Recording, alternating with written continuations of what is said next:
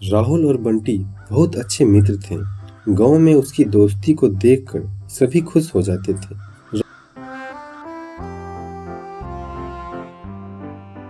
राहुल बहुत नास्तिक था, पर बंटी बहुत मेहनती था। उन दोनों ने मिलकर के अमीर हो जाए। बंटी ने कहा, देखो भाई राहुल, अगर हम सही से मेहनत कर सकें तो अपनी फसल बहुत अच्छी उगेगी, समझे? हाँ, क्या बोलते हो? हाँ, पर अगर ऊपर वाले की कृपा रही तो हम जरूर कर पाएंगे। दोनों ने मिलकर अपने अपने विचार बतलाए। बंटी बहुत परिश्रम करने लगा, जैसे मिट्टी खोदना, घास साफ करना, हल चलाना, बीज बोना। पर राहुल अपने लिए सिर्फ पूजा पाठ करने में व्यस्त था। उसने सोचा, इंसान जो कुछ भी करता है ऊपर वाले की मर्जी से होता है, उसी की कृपा से तो सारे काम सफल होते हैं। धीरे धीरे दिन बीतने लगे और खेतों में हरियाली छा गई। अरे वाह, देखा देखा राहुल, कितनी अच्छी फसल उगी है। हाँ, ये सब तो ऊपर वाले का आशीर्वाद है। मैं तो रोज ऊपर वाले को याद करता हूँ, रोज।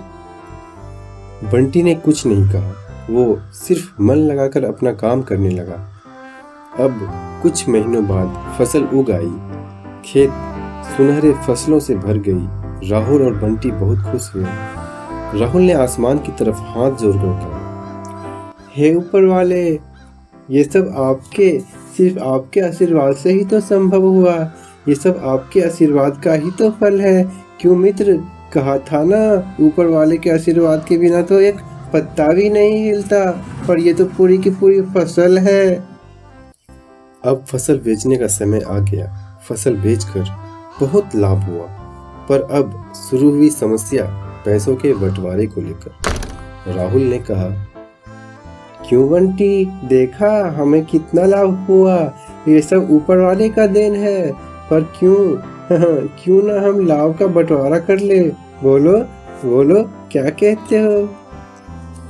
देखो भाई राहुल, इस खेत में फसल बोने से लेकर काटने तक तो मैंने परिश्रम किया, तो परिश्रम का भी तो कोई मूल्य होता है ना। तो फिर लाभ में से ज्यादा हिस्सा तो मुझे मिलना चाहिए। देखो, है ना सच बात?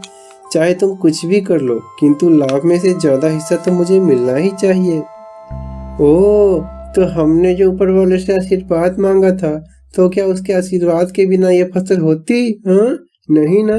बोलो, इसलिए ज्यादा लाभ तो मुझे मिलना चाहिए।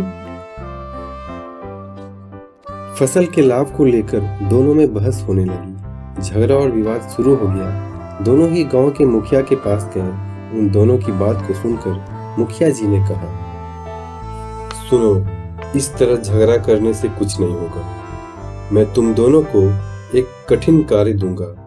जो इस कार्य को कर लेगा वही लाभ का ज्यादा हिस्सा पाएगा। बोलो, तुम्हें मंजूर है मेरा ये न्याय?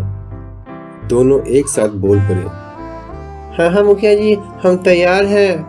हाँ हाँ मुखिया जी, हम तैयार हैं। और फिर मुखिया जी ने उन दोनों को एक एक बोरियां दी और कहा, इन बोरियों में कंकर मिलाया हुआ गेहूं है, जो कल सुबह तक गेहूं और कंकर को अलग करना होगा। मैं तुम दोनों का काम देखकर विचार करूंगा, ठीक है? राहुल और बंटी दोनों अपनी अपनी बोरियों को उठाकर ले जाता है, पर राहुल अपनी बोरियों को उठाकर मंदिर में रख देता है और वो मन ही मन सोचता है, हे ऊपर वाले, अगर आपका आशीर्वाद रहा तो सब सही हो जाएगा। पर बंटी रात को दिया जलाकर गेहूं और कंकर अलग करने लगा और राहुल ऊपर वाले के लिए बोरी रखकर सो गया।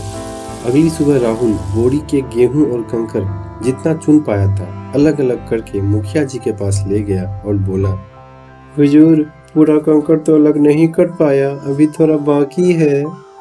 फिर मुखिया जी ने उसकी बात को सुनकर मुस्कुराए और बोले, हाँ हाँ, अब राहुल ने क्या किया ये भी तो देखूं जरा, उसके बाद विचार करूंगा ना।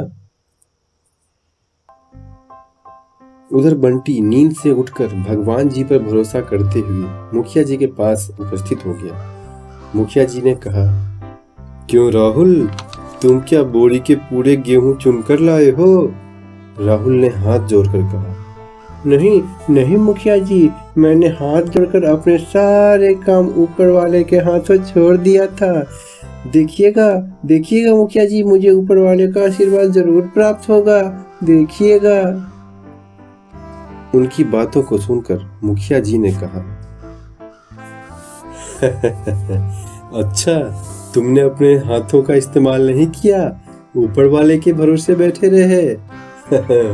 अच्छा, तो मैं भी तो जरा देखूं तुम्हारे ऊपर वाले ने काम सही से किया कि नहीं। खोलो खोलो बोरी तो खोलो। बोरी खोलने के बाद उसने देखा कि जैसे कंकर उसमें भरे हुए थे ठीक वैसे ही अभी भी भरा हुआ। तब मुखिया जी ने हंस कर कहा, ऊपर वाले ने सबको दो दो हाथ दिए हैं काम करने के लिए। यही ऊपर वाले का सबसे बड़ा आशीर्वाद है। वो उन्हें ही आशीर्वाद देते हैं जो मेहनत करना जानते हैं, समझे राहुल। इसलिए बंटी के मेहनत से ही फसल हुआ, ये बात तय हो गई। इसका मतलब तुमने कोई मेहनत नहीं किया। इसलिए लाभ का ज्यादा हिस्सा तो बंटी को मिलेगा। राहुल अब समझ गया था कि उनसे क्या भूल हुई है। फिर मुखिया जी ने उनसे कहा, राहुल, यदि तुम बंटी के साथ मिलकर मेहनत करते तो तुम्हारी फसल और ज्यादा अच्छी होती और उसमें लाभ ज्यादा ले पाते, समझे। उसके बाद राहुल और बंटी अपने अपने खेतों में खूब मेहनत करने लगे और उस वर्ष ज्यादा और ज्यादा फसल हुआ। उन दोनों ने मिलकर लाभ को लेकर फिर कभी झगड़ा नहीं।